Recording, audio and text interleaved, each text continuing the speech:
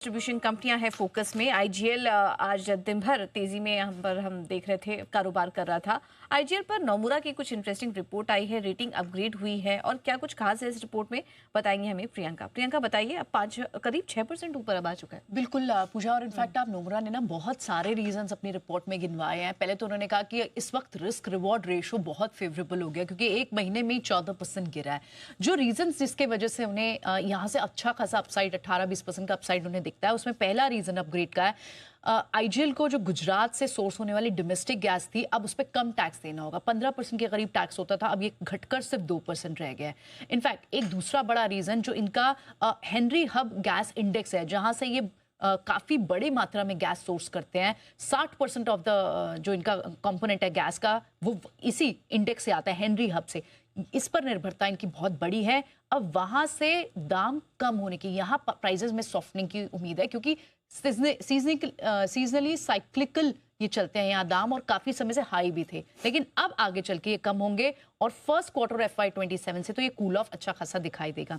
तीसरा, उन्हें लगता है कि जो इनके जोनल टैरिफ थे वो लागू होने से भी इनको फायदा होगा, जो कि जनवरी 2026 से लागू होने, तो ये तीसरी बड़ी वजह है।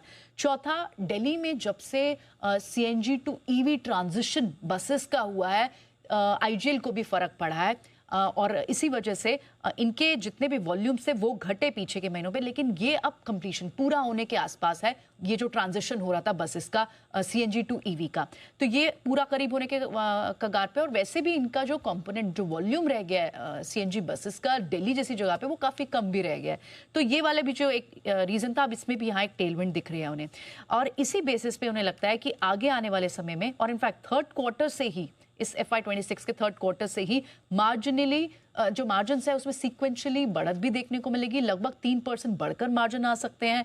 और एक और रीजन जो उन्होंने बताया कि कहीं ना कहीं जो गुजरात का वैट लोअर हुआ है, ट्रांसमिशन टैरिफ में सुधार है, इन सब कॉम्बिनेशन ऑफ रीजंस के कारण अब उन्हें यहाँ से इनकी अर्निंग विजिबिलिटी बेटर दिखती है और इसीलिए अपग्रेड करके टारगेट भी ऊपर का दिया है। और लगभग 18% का अपसाइड दिया था, जिसमें से आज 6% तो चल भी गया। 230 का टारगेट है नोमुरा का। ठीक है, तो नोमुरा की ये पॉजिटिव रिपोर्ट आईजीएल पर काफी सारे फैक्टर्स बता रहे हैं इसके पीछे, और देखिए 6% ऊपर अब ये स्टॉक कारोबार कर रहा है। चलिए बढ़ते हैं आगे, और राकेश जी के लिए